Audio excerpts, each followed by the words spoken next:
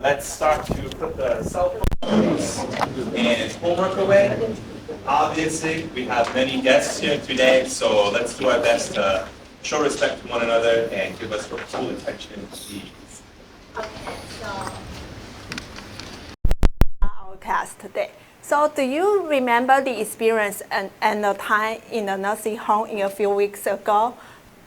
You guys saw a lot of people who had mental or physical challenges, right? So in today's lesson, we are going to create a game to help the people like this. So here are the 6 components of cognitive ability we talked about last time. So these are the mental processes that help people to learn, to think, to remember, to problem solve. For example, in the nursing homes, some of you use poker cards to help the people to enhance their the calculation skills. So it not only helps the people to focus and remember, but also help the people to enhance their problem solve capabilities. So I have compiled your feedback and your experience on the Padlet. Let's have Danny for the further discussion with you. Now we've done this before and we're going to do it again today. You can see each group has 3 cards. I agree, I disagree because, or I need more information. We're going to review some of your responses to the Padlet exercise, and I want you guys to give your honest feedback to the other group and be prepared to answer a couple questions as I might call on you for your opinions. Okay? Get the first response, please. Okay, so for the question, what did you observe? What were you thinking and feeling? We looked through Padlet and we chose Yo-Yo's response. Yo-Yo's wrote something like, realizing that elderly people have memory problems and hearing them repeat the same question over and over again makes me understand how difficult aging is. So he observed old people with memory problems, and it makes him feel that aging is more difficult. Let me see your cards. Agree, disagree, or need more information.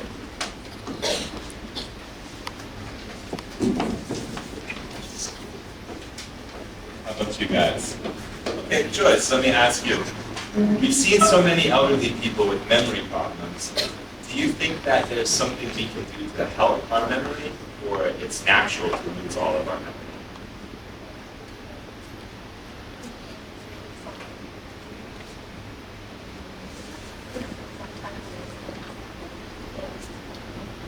Okay, we'll talk about that a little bit later. Can we get the next slide, please? We saw many old people sitting in wheelchairs. Although some of them could move, it was demanding. In addition, many of them couldn't eat food by themselves. They needed someone to assist them. This is from Christina. Where are you at, Christina? Okay, Christina. So yeah, as I saw, maybe a third of you or a half of you were assisting elderly people eat. Raise your hand if you actually took the food and assisted an elderly person eat. A lot of you. Okay. Let me see your cards. Agree, disagree, or need more information.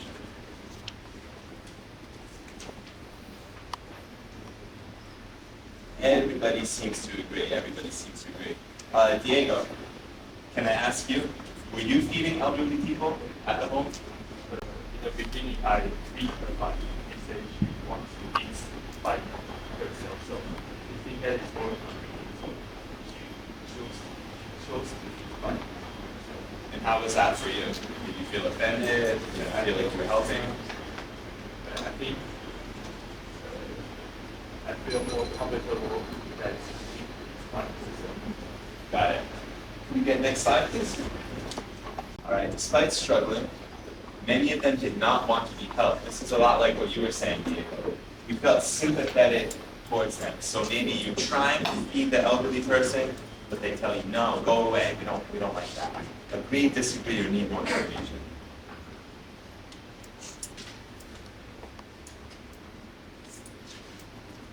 Okay, we see Sherry's raising the need more information. Ray Chang, could you explain yourself a little bit more first?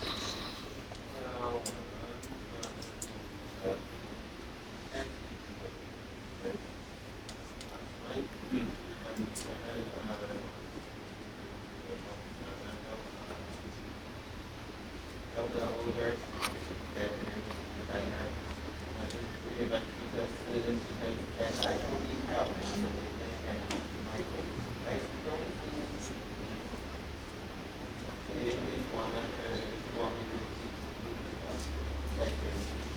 He made a gesture to hit you. So he was really upset, didn't want to help at all, right? yeah. Do you feel like there's something you could have done to maybe try to provide him more help, or do you think it was best to just leave him on his own? Hopefully, this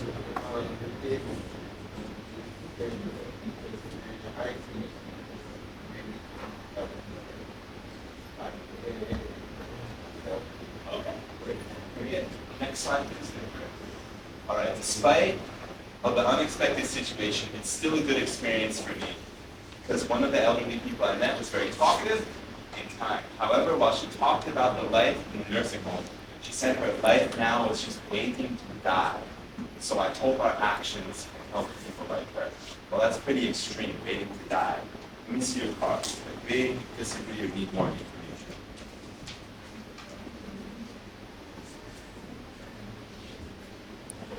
How about this table over here, Evan? What do you think?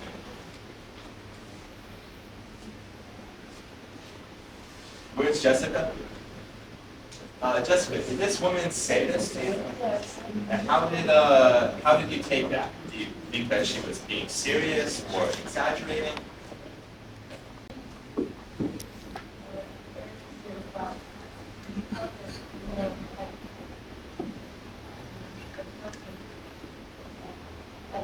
So she was using humor to express something pretty dark, right? Do you think that our trip there kind of helped brighten their mood or made it worse?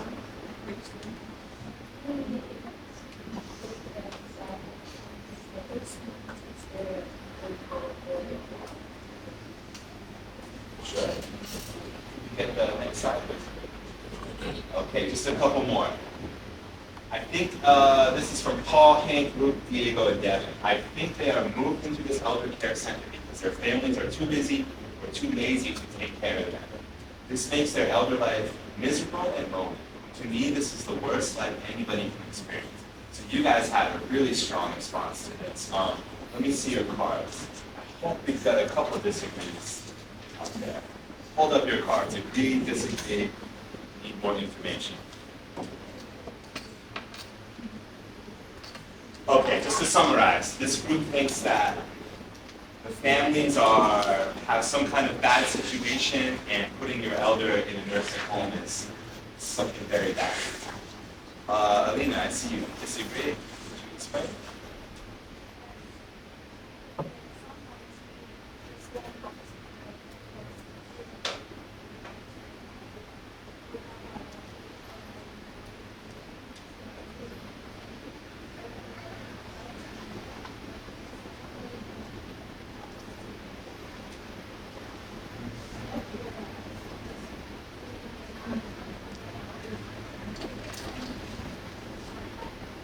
I agree with you. Perhaps there are some lazy or busy families, but that's not always the case, is it?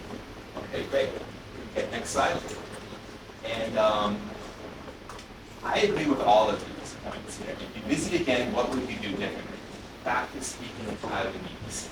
How many people were speaking Taiwanese with the elderly people, not Chinese? I feel like those of you that can were doing it. Bring softer snacks, right? Prepare more performances for the elders who don't have that much interest in our games. Were any of the elderly people interested in any of the games that we brought? I don't think so, right? So what we thought we were walking into, playing games, doing exercises with the elderly people, turned into something much, much different, right? Okay, let's keep going. So now for this class, what we're going to try to do is make sense out of this information, and we're going to try to figure out a way to do better the next time. And that's when we're going to incorporate games. So this concrete experience right here is represented by our visit for the elderly home. We thought we were going to do one thing, but we ended up doing something else. We all had some happy times there, and we all had some challenges.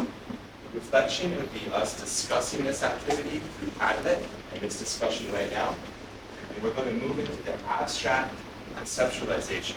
And what does this mean? This means that we're going to understand our classmates' ideas, feelings, thoughts, and we're going to try to put this information into some kind of a system that can make the next experience better. Specifically, we're going to use games. Active experimentation will be represented by us sharing our games with each other, playing the games ourselves, and then we're going to move into the next concrete experience, which is visiting the nursing home again, but this time prepared for the games. Okay. So let's move on to this focus. Let me ask you some questions. Hey Jerry, hello. Have you ever played games? Yes, I like to play games. Okay, so what kind of games do you play? Like mobile games, Mobile game. What kind of mobile games? Like. Brawl Stars, or like arenas, things like that. Okay, so how much time do you spend on the game per day? 1 to 2 hours. 1 to 2, only 1 to 2 hours, really? I don't believe you. Right? 1 hour is probably good.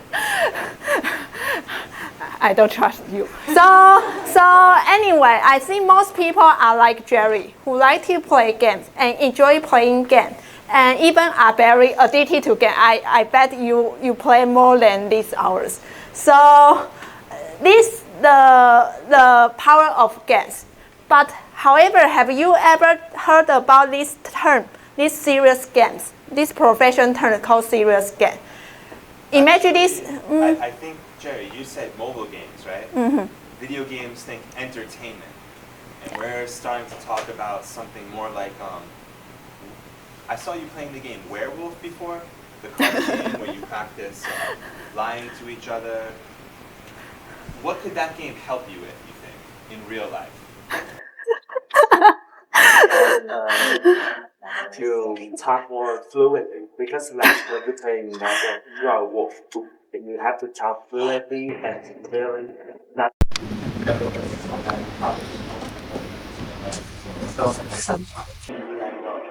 So you're building a skill of communication. Okay, consider the mobile game and consider the werewolf game. Which one is helping you learn more? The werewolf game. So we're starting to talk about more serious. Serious game. You learn something from the game without even realizing it. So it is connected to the engaging nature of the game, like multimedia or entertainment or experience. Yeah. So here are the two examples. I'll introduce you to the serious game. The first one is called Mario Teaches Typing. Actually, it's one of Danny's favorite games. When he was young, when he studied in the junior high school, his teacher asked him to practice English typing through this game. Danny, could you please elaborate more about this game? And so imagine a big room, maybe as big as both of these rooms combined, and just rows and rows of old Macintosh computers and stools, and you would have a piece of cardboard over the keyboard, and you would practice typing for 1 hour. It's very fun because you could see Mario. Okay. And the second game is testing your knowledge on hand hygiene. Let me show you this video.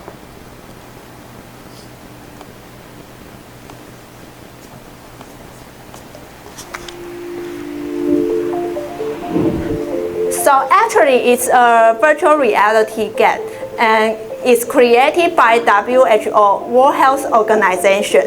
It mainly designed for the people who study in the medical school or work in the healthcare center or hospital. So before you touch the patient, before they touch the patient or cure the patient, they need to wash the hand and do the hand hygiene process, or the patient will be affected by the bacteria. Yeah. So you need to wear the headset to play this game. Okay, let me start here. So So now we have two examples, a very simple 2D game that just uses a keyboard, and then we have something more complicated that uses a VR headset. You can consider both of these kinds of games when you're about to make your game. You can keep it very simple, like a video game like this, or if you want to incorporate VR, you can go ahead. So let's go back to the component of cognitive ability.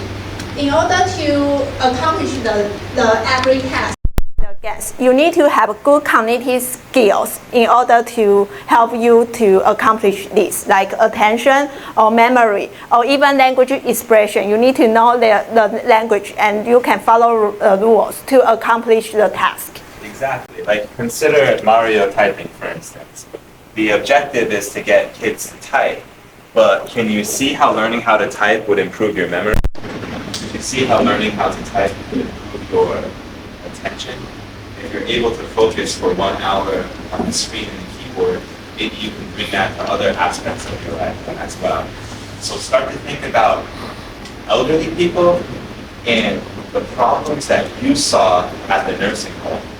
Which aspects of cognitive ability they were really struggling with, and how can we make a game to prevent them from losing that ability? Of course, games have a lot of benefits. These are the top three. Increased engagement, skills development, and behavior change.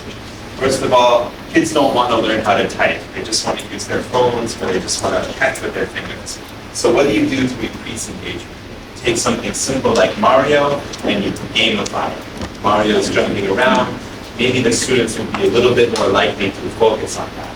Skill development. As you're playing the game, you learn where the keys are, and you learn how to strike them without looking. Behavior change. You take students from not touch typing to touch typing. All right. If you would like to create a digital game, what game elements should you take into consideration?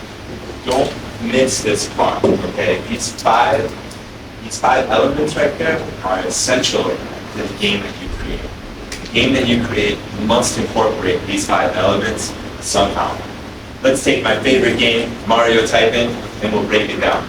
The rules are you can't look at your hands, you can't misspell, and you have to type within a certain amount of time for the game to work. Every game needs to have a set of rules. Goals.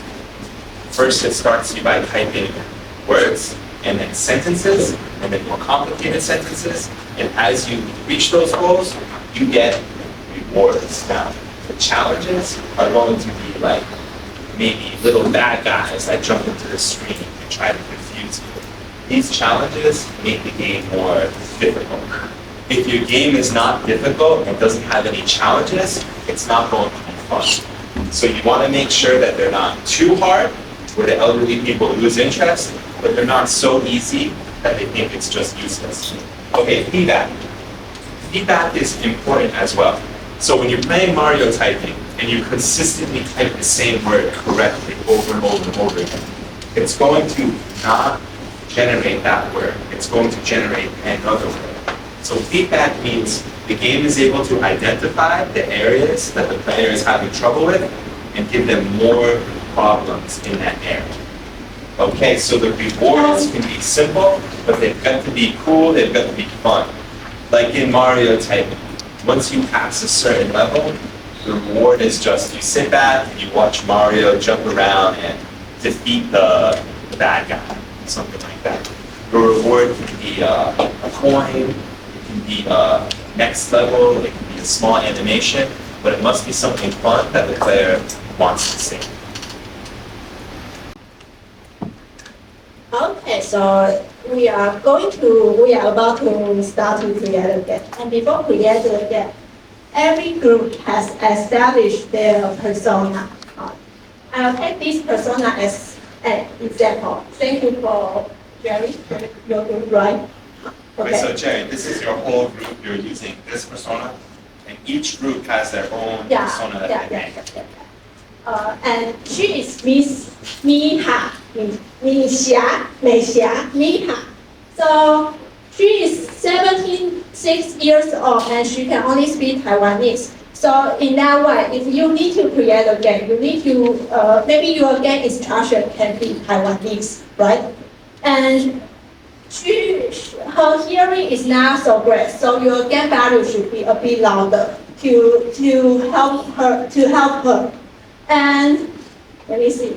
She is very easily frustrating and very patient. So your game rules should be simple and easy for her to understand. And she loves cats and gambling and macho men. Yeah, that's what you think. So maybe it can be, you can incorporate this game element to help her to capture her attention. So it's about time for you to create a game. So please, now please open two files. One is persona you created last time. And the other document is Jamboard. It's in your classroom, Google Classroom. So then discuss your game and find game elements that Danny talked about based on the persona with your classmate. Then fill all the information in the Jamboard. You mind if I brainstorm for 1 second? Okay. Can you bring up that persona? Yes. All right, everyone, you can kind of listen and open your accounts at the same time. All right, I'm seeing this persona right here, this woman, right? She likes gambling and she loves cats. So she also has trouble hearing, right? I'm thinking, what kind of technology can we incorporate in this game to deal with her hearing? Maybe you could incorporate some kind of record that records her voice and lets you know how loud she is. I know that she wants to speak Taiwanese. Is there some kind of game that you can use for her to help teach young people Taiwanese? Maybe it generates a Chinese sentence and she has to teach you how to say it. So for the rewards, right? Maybe you could have the rewards like a cute cat picture or some kind of cute cat video. The idea here is we really want you to take this persona and create your game as if you're helping this person's cognitive ability. So raise your hand if you understand that. All right. If the game is not giving her rewards that she wants or helping her cognitive ability in a way that she needs, then you should start over and try to cater it more towards her. Okay? Okay, so you have 20 minutes to discuss with your group member. And Danny and I will be on your side to help you. If you have any question, please raise your hand.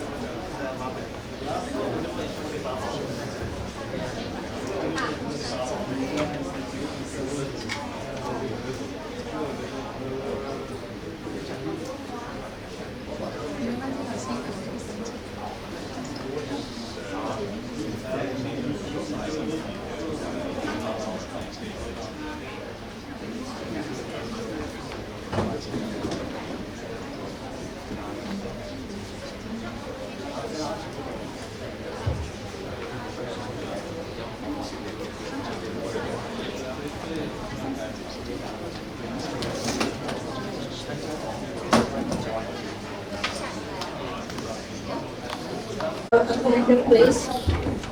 Yes. So, any volunteer who would like to present your ideas? Anyone? Anyone? No. No. So Danny, do you see any creative work? Yeah, there were a lot of good groups, but unfortunately, I think we only have time for 2 or 3 people to share their ideas. So let's start off with, how about these gentlemen over here? Yeah, I like your idea for the game. Maybe 2 or 3 of you. How about all of you guys? Come on up and share your idea with your class. And everybody, please listen to them attentively because we'll ask you some questions.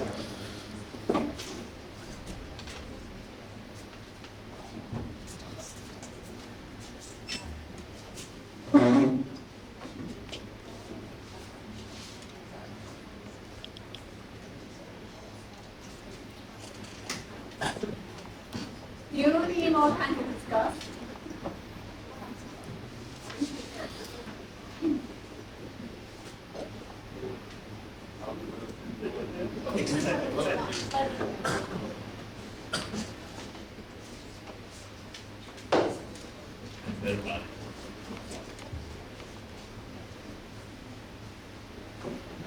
So again, the first rule is you use the arrow key to control the fighter, and you have to dodge the rock. And you can use the arrow key to control your fighter to like up and down and left and right. And also you can use the space key to shoot the bullet and to shoot the rock. And again, you have two like thunder and shell. When you collect the thunder, you can get 1 more extra bullets and up to 3 bullets. And when you get the shell one, you can recover yourself. You can recover yourself. How about your persona? Why do you decide to create a game like this? We try to improve the ability of the coordination of the elder and also the for reaction and also attention for the elders. Yeah.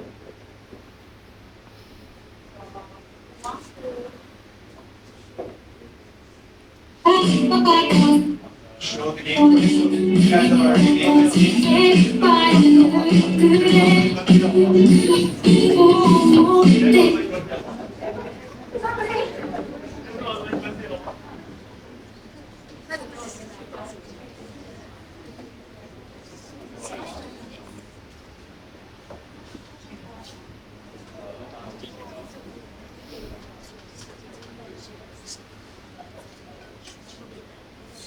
So this is the game we create.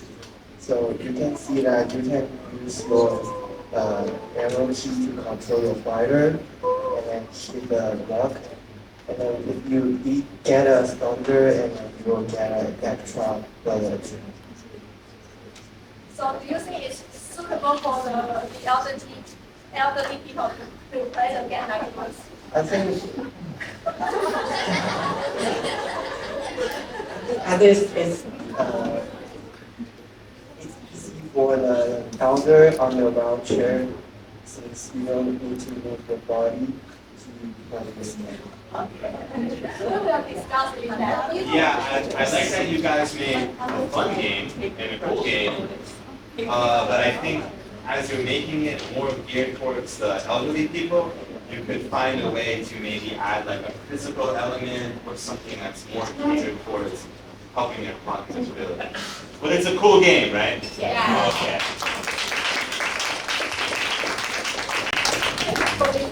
And anyone? It's Oh, okay.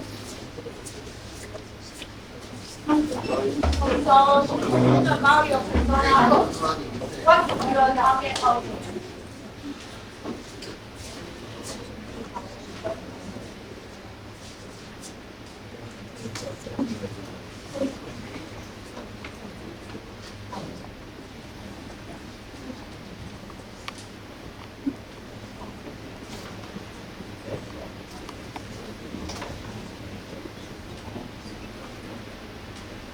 all right, so focus on the persona and how this game is going to help that kind of person.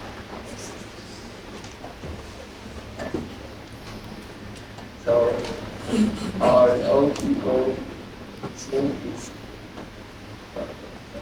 Zach, and he has some speech problems, so he likes a lot of fake news, and he likes to listen to hip hop music.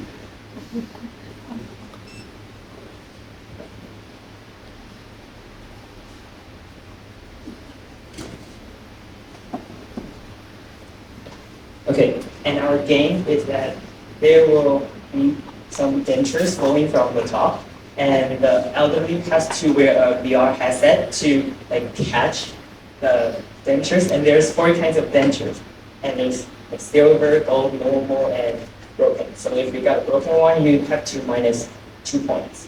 And the purpose of the game is to enhance the response capability.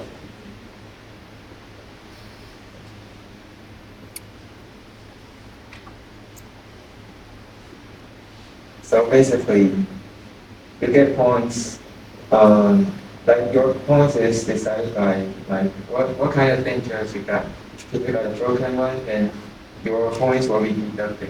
But if you get like if you have got the best one, which is the golden denture, then you can add a lot of points. We're still discussing like how much points you will get if you got those good dentures. And the feedback is there will be three levels. The first level is the worst one, and he will tell the elderly people that they need improvement on his response capability. Then the middle one is saying that okay, you're an average player. You can keep playing to improve your response capability. And the best one is like if you get more than 50 points, then like you're an ace in this response capability. Maybe you can try playing other games to improve your other ability, like attention or memory or other skills. And the rewards, since our imaginary old person likes hip hop and boxing, so the rewards is that we'll show a video of 2 legendary boxers who is Mike Tyson and Jake Paul, like they were fighting each other. That's the reward. Okay then. Okay, and we'll demonstrate just a little part of this is our first sample. Like it's not the final one.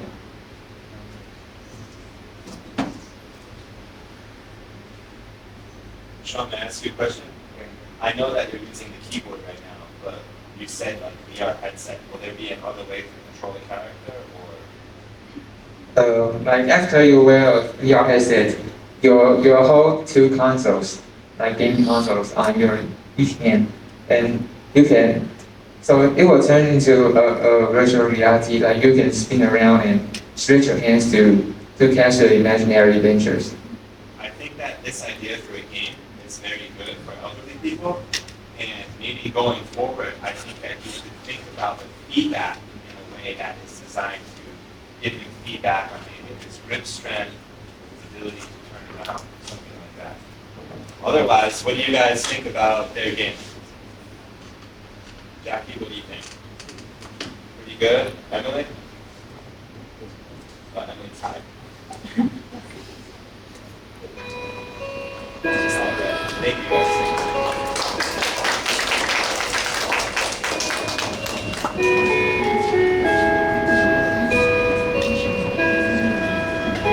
All right, students, well, thank you very much for all of your participation today. Class is dismissed. Is it possible that we have one group to present the game design? Absolutely. I'm sorry to use. You guys have 2 boys in your group, so Thank you. you guys can come out.